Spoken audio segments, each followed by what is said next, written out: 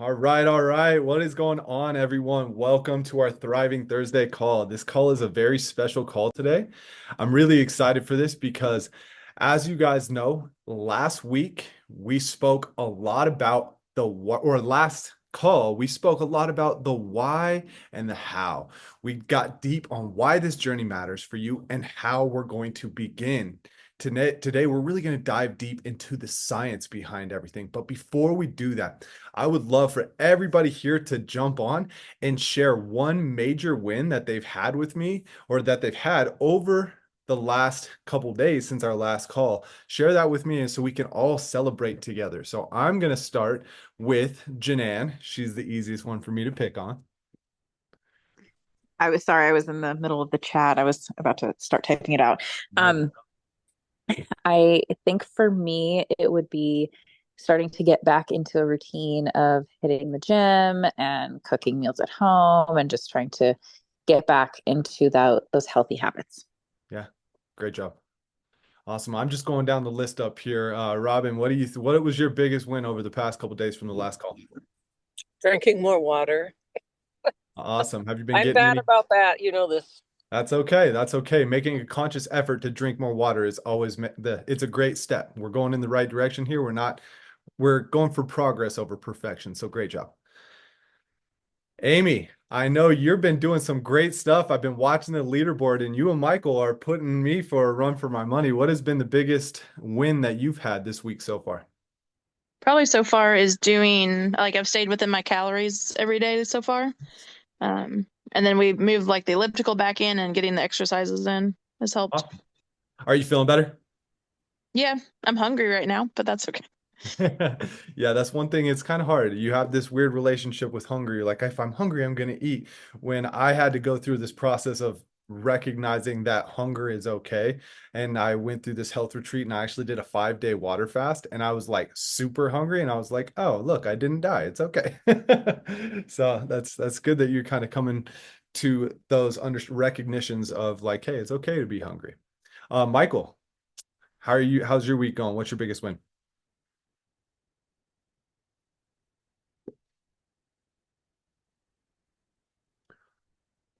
Think you might be on mute,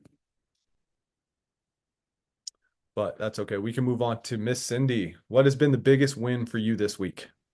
My biggest win this week is scheduling my time for myself to make sure that I do the things. And especially like any type of stretching or meditation, anything that's going to help me reset.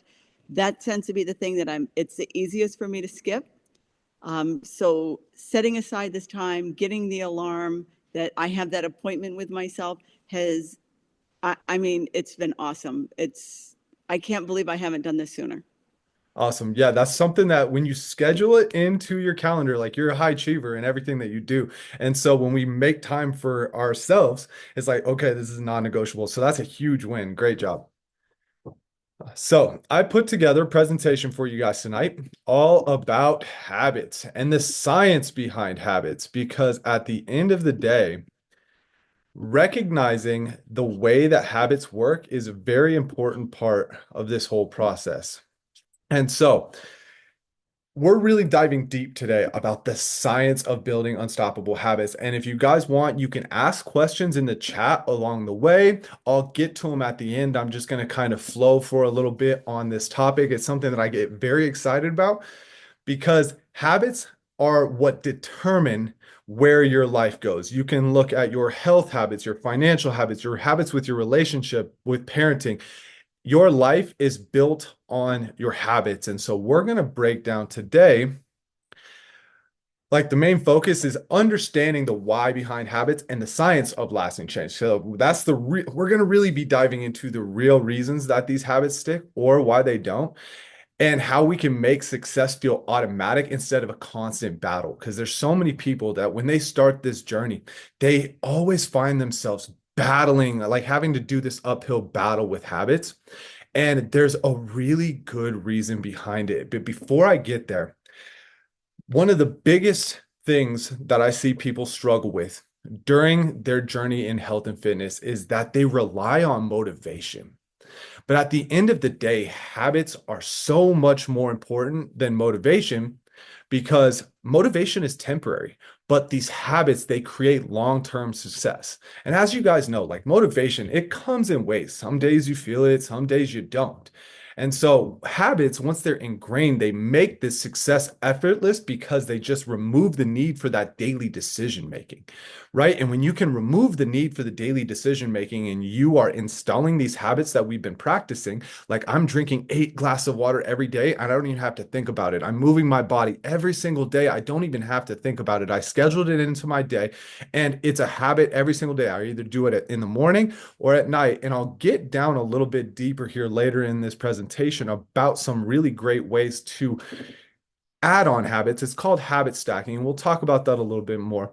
But then when you're also making sure that you're eating in a very structured way, we're having habits around the way we eat, the way we sleep, the way we manage our stress. Those are the 5 key things. I've heard a lot of people reach out to me, some of the people that aren't here on the call today, and they're like, wow, I did this mindfulness, I did the journaling, and I was surprised, like I was so mind blown how effective that was.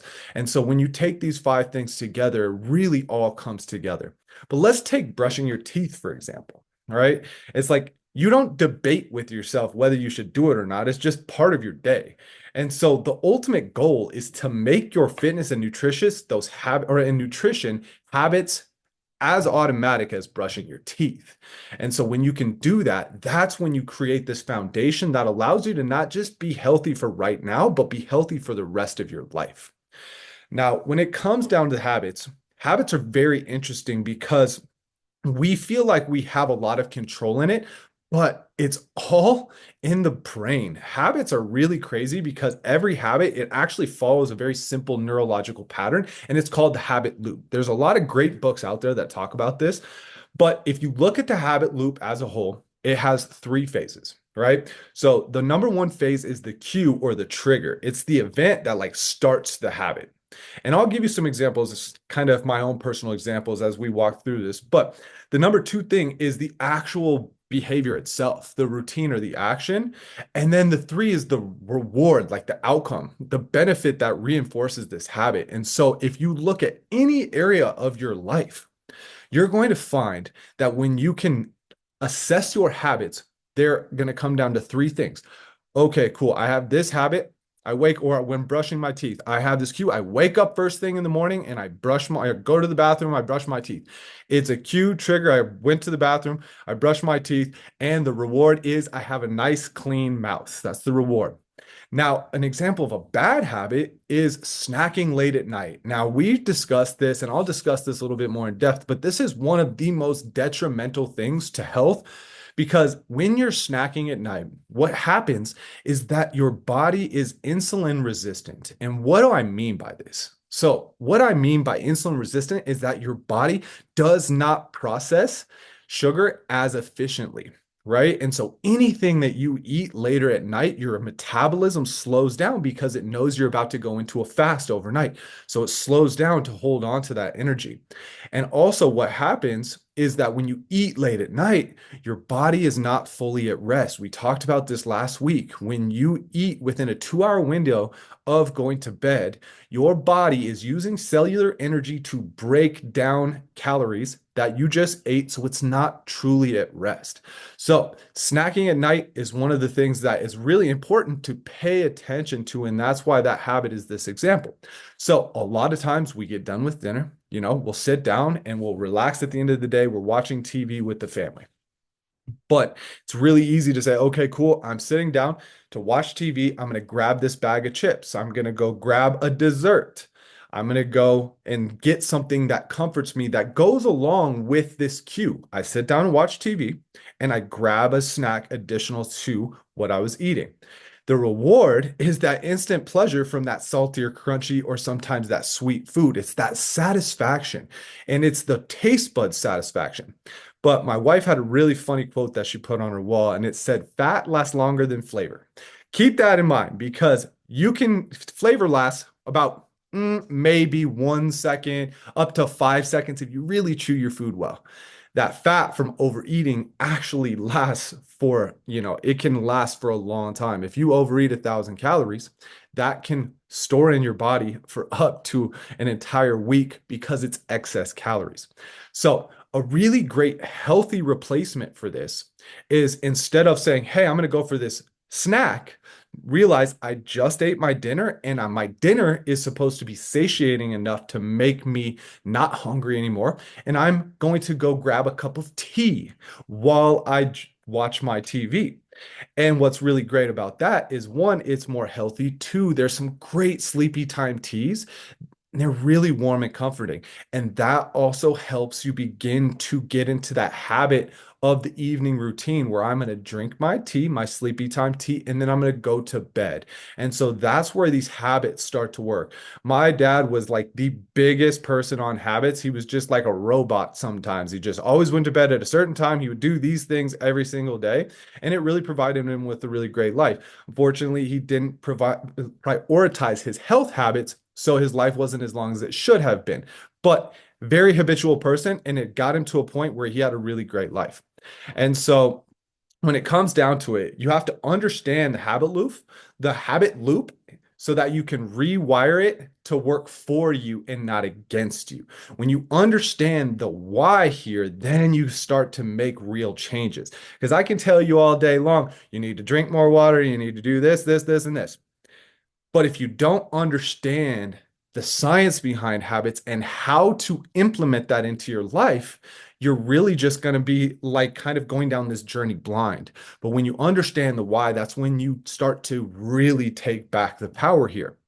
Now, there's some science of making habits and making habits that stick. And the most important thing is that the easier a habit is, the more likely you are to do it. And if you haven't read this book and you're really interested on overhauling, maybe not some, but a lot of like, maybe not a lot, but even some of your habits, Atomic Habits by James Clear is really, really great. And he has 4 laws of behavior change in here. And the number one thing is make it obvious. You need to set reminders. So things like putting your workout clothes where you can see them or keeping healthy food visible. Something that really helped me was I was always forgetting to take my supplements. So I put them somewhere visible. So I was seeing them all the time. And when I saw them all the time, I was like, boom, habit. Boom. And I got to the point now where I'm taking them every single day and I feel tremendously better because my body was missing certain things that I wasn't getting from my nutrition. And I was like, why am I lethargic even though I'm overall healthy? My body was missing key nutrients and you fill that gap with these supplements. And so that's what's really exciting about that is that when you make it obvious, then it's a reminder. It's that cue, right? And then number 2 is make it attractive. Like you want to find ways to enjoy the process because at the end of the day, if you're not enjoying it, then you're not going to stick to it, right? If you don't like drinking water, it's going to be really hard for you to continue to drink water. So find ways of flavoring your water so that you can actually enjoy it. Making sure that you're enjoying the process is so critical to not just being in this journey for just a short term, but being at it for a long term. And that's what I tell people a lot when it comes to fitness. People always try to go just find this program or that this Instagram model or this TikTok person or they found online, but they don't take into consideration that that person has a completely different lifestyle than what you have. And so when you're looking at these programs, you're like, okay, cool. I'm going to try that because this person says it's going to work and I just want something that works. Well, what works is what you enjoy. And so making it attractive is really great. My son has been doing his dribble up. It's been really great. Sometimes it's a little struggle, but he puts good music on and it's got a challenge inside of it and it really makes it fun for him. And so that's what making it attractive is. And number 3 is make it easy. This I cannot stress enough. You have to start small. Don't aim for perfection. Even 5 minutes of movement builds momentum. That's where I see people start to beat themselves up is they think they need to be perfect. And so when they're perfect, when they're in the pursuit of perfection, that is what sets them up for failure. They don't have any wiggle room. And so when you recognize that it's one step in front of the other, if you look at this, the way I always kind of look at everything is if you can be 1% better every single day, 1% better decisions every single day, if you look at that over an entire year, 365 days, if you look at the compound effect, you're over 3,000 times better than you were at the beginning of the year. Where would your life be if you were 3,000 times better in your health? You probably wouldn't be aching anymore. You probably have boundless energy that you would just be able to keep up with your kids. You would be able to literally live life with no limitations, right? So making sure that you're recognizing it's one foot in front of the other. Don't beat yourself up when you fall off track. It's okay. Give yourself some grace. Recognize that I am making a conscious effort to improve. I'm not going to be perfect, but I'm going to improve. And that is a really big, important thing because perfection will get you there, but it's not realistic for the long term. And then number four is making it satisfying. And that's what we're talking about here about tracking your progress. And that's what we were talking about on the call on Monday was when you track your progress, then you can celebrate those small wins. And then you can focus on how you feel after completing a habit because the way you feel is going to directly relate to if you're going to stick with it or not. If you feel like after you go to a workout, you're just like completely depleted, you hated it, the chances of you actually sticking to that are very low. But if you're like, hey, I did a 10-minute workout today, it left me feeling energized when I was done, and I was not sore. And I just am so proud of myself for committing to investing that small time into moving my body in a way that made me feel good. Celebrate that small win. That's what this community is for. So throughout over this next week, I really want you guys to jump into the community and really play all out. Share your wins because everybody in there, they want to see you win, especially me. I want to see you guys win. I put my heart and soul into doing all of this with you guys because I want to see everybody win. I want each and every one of you to live the best possible life you can. And I, I cannot stress enough that I truly believe that these 5 habits will literally change your entire life.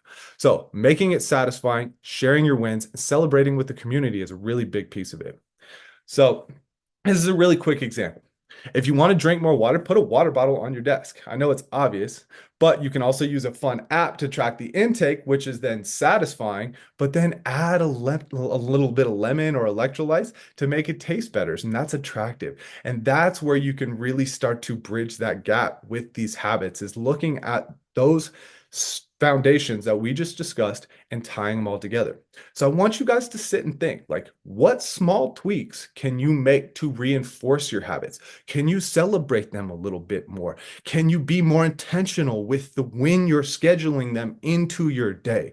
Think about this. And when I'm giving you some of these, prompts, things to think about, the more you put into it, the more you get out of it. So if you're just kind of hearing me here and you're like, yeah, okay, cool, I hear you, whatever, you're not going to get as much out of it as somebody's like, okay, cool, like actively thinking about what's going on in their life and actually taking action because action takers are the people who see real results. Now, this next section is something that is very, very important. It's the power of identity-based habits. So the key point of this is instead of focusing on what you need to do, focus on who you are becoming. Now, this is something that is very common for people because a lot of times people will be like, all right, hey, I want to lose the 15 pounds, and they're focused on the outcomes.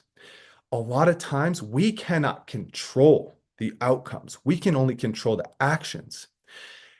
The actions go along with the identity. The process I take a lot of my clients through is first we help them change their habits, then it turns into their new lifestyle. Then after you have done this lifestyle for long enough, it becomes your new identity. So you start installing healthy habits, which then you just start to live a healthy lifestyle. And then your identity shifts to I am a healthy person. And so when you can start setting these identity-based goals, you're starting to use neuro-linguistic practicing, right? And that's essentially taking some very tried and true mindset strategies and integrating them into your habit routine. And it's almost like it is essentially an affirmation. You are brainwashing yourself to shift your identity because we've been brainwashed into these identities from our past experiences. And so, in order to rewrite or rewire your brain, you have to rewire you speak or the you have to rewire the way you speak to yourself, excuse me. And so instead of just saying, hey, I want to lose 50 pounds, think of it as I'm the type of person who prioritizes my health.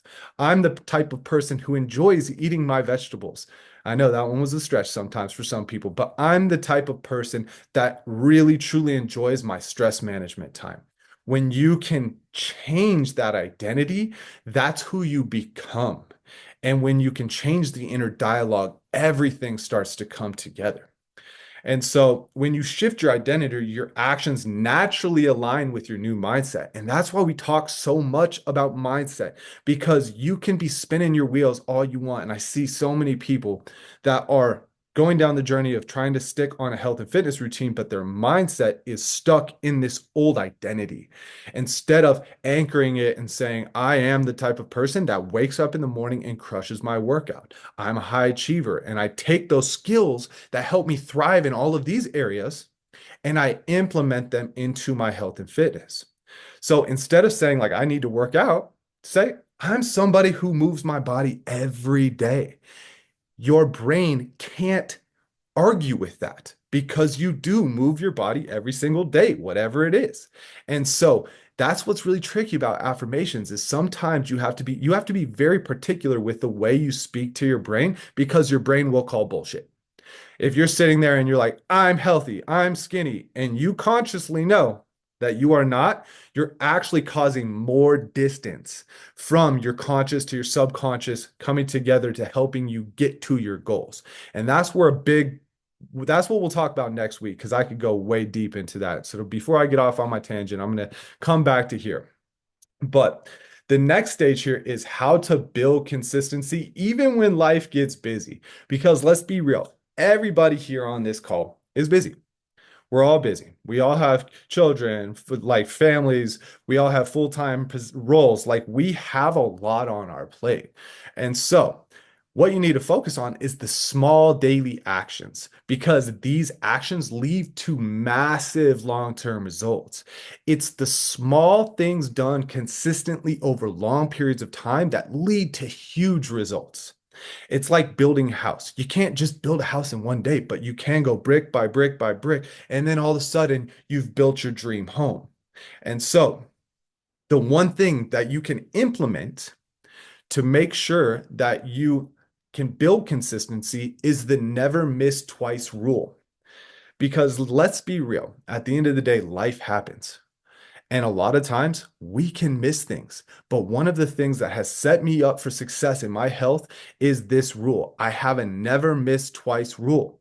So one missed day doesn't turn into two missed days.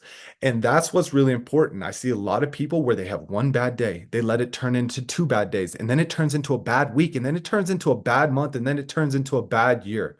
And now they're playing catch up. And then sometimes people even let it turn into a bad life. So catch it before it gets to that point. Don't let one bad day turn into two. Remind yourself, I might not have hit my goal yesterday, but I'm going to give myself some grace. It's not about being perfect, but I'm now trying to make progress. So if you skip a workout or have a bad meal, just like get right back on it, like right back on track the next day. One mistake won't ruin your progress. Giving up will. I'm going to say that again just because I really want it to stick. One mistake will not ruin your progress, but giving up will. There's a saying that you never lose unless you quit. And so that is what happens with life. When you just overall quit with your health, you are going to ruin your progress. And that's why over 80% of people who lose 25 pounds or more losing or using a lot of these quick fixes or fad diets, they end up putting it back on and then some because they are in this, okay, cool, I'm here, all or nothing. They lose the weight and then they go off a little bit and then they just completely slide right back down. And that's what we're trying to avoid here. So do not give up. The fact that you guys are all here still committed means that you're here to make sure that you are going to install these habits for the rest of your life. I'm going now to talk about what I was talking about earlier, and this is habit stacking. Habit stacking is something that I have found extremely beneficial with a lot of my clients. Now, you might be like, what is habit stacking? Well, habit stacking is attaching a new habit to one you already do. For example, after you brush your teeth, you drink a glass of water. Before you shower at night, you can do like 10 squats. Or if you shower in the morning, do 10 squats. You can brush your teeth, drink your water, and then hit some quick push-ups or something. Do something additional onto a habit that you already do. That's why it's really important to bring awareness to what are my current habits. So many people get stuck with where they're at because they are not aware of where they're currently at. They just are kind of letting life pass them by and they're just kind of doing all the stuff. But when you become aware and conscious of the habits, that's when you can start becoming, you can assess and acknowledge the habit. You can come up with a plan to change the habit or optimize it, and then you execute. And I tell my son all the time, there's 3 ways to solve any problem. And it's just right there. Assess and acknowledge, come up with a plan, execute. And that's like what this is here. And so when you are looking at this from a real life standpoint, you have to have strategies for when schedules change, because let's be real. As parents, as busy working professionals, schedules change all the time and it makes it really hard. So like today, or I posted in this that I had to shift my eating window because of my son's soccer. But instead of stressing, I just adjusted it and I still hit my goals. The most important thing to realize when it comes to being not just fit for now, but fit forever is that flexibility is key.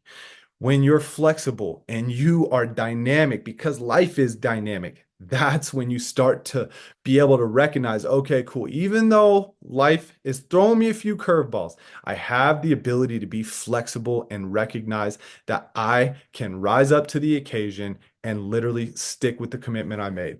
So we're going down, and now I want to kind of break it down. You can drop it in the comments, or you guys can jump on. If you raise your hand, you can jump on. And I want you to really think about, like, what's one habit you're focusing on this week that you really think will make a big difference in your life. And so to add on to that, we're going to do a little exercise. Now, I want to have everyone reflect on that one habit they want to change or break into, right? So think of something right now. What is one habit that you feel like is holding you back from achieving the results that you want? Now, after you've thought about that, think about what's the trigger? What's the cue? What starts this habit? For me, one of the biggest habits that I've been working on lately is I'm not drinking as much. I didn't drink a lot, but in social situations, there was a habit, there was a trigger, there was a cue. A lot of my friends would drink, so then I would drink. And so there was that trigger, and the action would be me drinking. The reward from that would be me socializing with a lot of my friends, and we would have fun. That's that cue or that trigger action outcome. And so what I did was I recognized, okay, what's the trigger? Okay, being around my friends was a trigger. And I noticed that I just was, naturally I wanted to have a drink in my hand because I've done this for, over 10 years. It's been about 15 years now. And so I was like, okay, now what do I do next? Okay, I know I need a drink in my hand. I don't want to not hang out with my friends. But I went and bought non-alcoholic drinks. I had seltzers and they have great options now for getting rid of drinking. And it has helped me out tremendously. And the reward for me has been, I don't feel hungover the next day. I feel great every single day now, where I'm not nursing a hangover for 2 days. And on top of that, I know I only have one kidney, so I'm protecting myself for a long time to come. And so I'm going to open it up to everyone here because I want this to be interactive and I want you guys to share these things and really come together and talk about this. And I'd like one brave soul, if nobody raises their hand, I'm going to pick somebody to jump on here and talk about the one habit that they would like to change this week and really dive deep into what that trigger action outcome is. So if anybody wants to just jump off of mute, you're more than happy. I'm more than happy to, or I will give a call on somebody here in 30 seconds.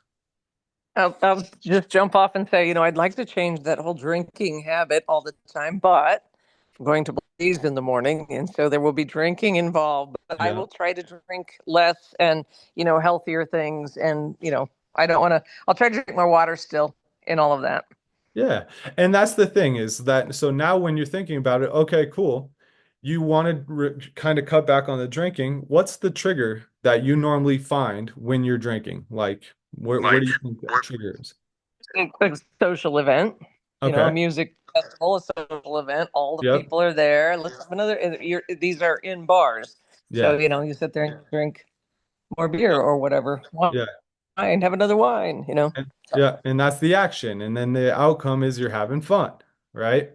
And so yeah. now you start to think of like, okay, cool. How can I change that habit? What do you feel like would be a really good option or opportunity for you to recognize that trigger and make a different I decision? don't know. Just to know that you got to get up the next day and keep going, so you can't feel like shit the next day. Yeah, that's what So, has motivated me. So awesome.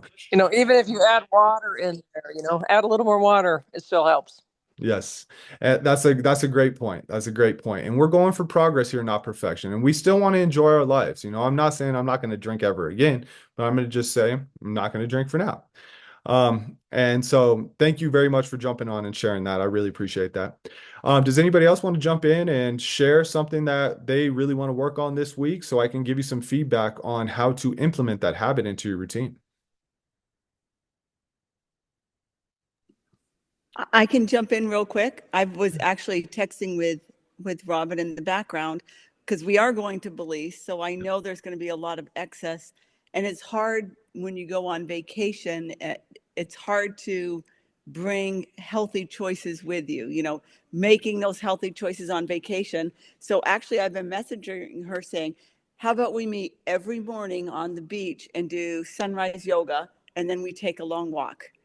At least we know every morning we're getting in some mindful time, we're getting in some stretching, we're getting in some exercise. It's only walking, but I'd rather be walking on the beach than sitting having a mimosa at the bar And a hangover, right? That'll and also, hangover. and that's a really good trigger too, because you're like, okay, cool. I have something that I'm committing to for the next morning. So I know the night before I'm Not, going to yes, take it a exactly. little easier, right? Yeah.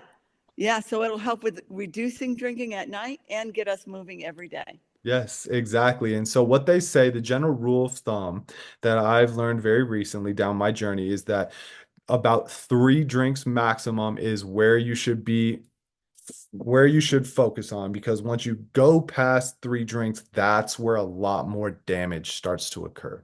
So if you can cut it off at around 2 or 3 drinks, let's be real, that's like that you get what you want out of 2 or 3 drinks anyway, right? And then when you get to the 4, 5, 6 point, then you're like, oh gosh, I stay out late, make bad food decisions, and there's a lot of things that trickle down the chain when you do that, right? Exactly. Yes. That is great. I'm really excited to hear about your guys' trip and how all that goes, because I know when you go on vacation and you do stuff like that, it's really hard to, like you said, prioritize those healthy habits. But when you can make the small commitments, like even if you're like, hey, we're just going to go and walk the beach every morning. And if we get to the yoga, like what's the minimum where you're removing obstacles? Because a lot of times people fail because there's so many obstacles there. You're like, oh, I have to go do this. Oh, I don't want to do that. And it's that have to versus the get to mentality, right? And so I'm very curious to see how when you guys come together and you have that, the partnership there, how that's going to be able to work with holding each other accountable.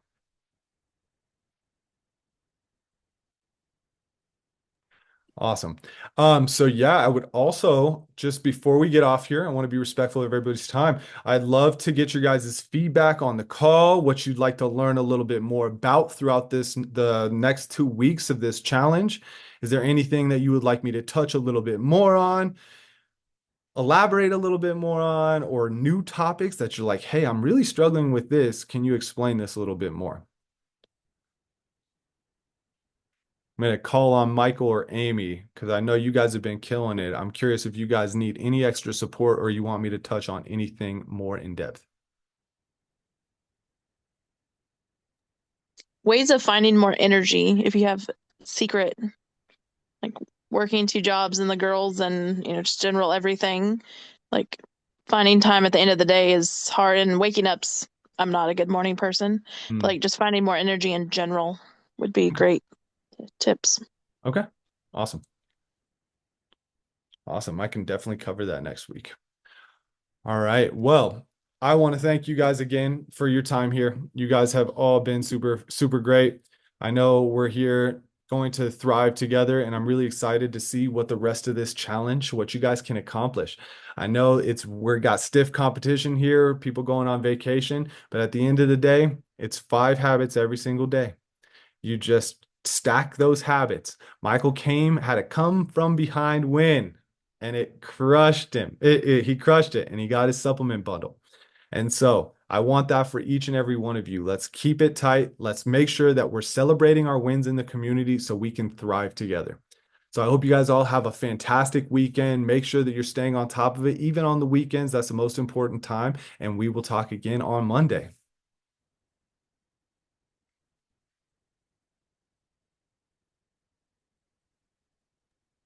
Just send me a text and remind me about Monday. Yep, I got you. All right. Thank you. Bye, guys.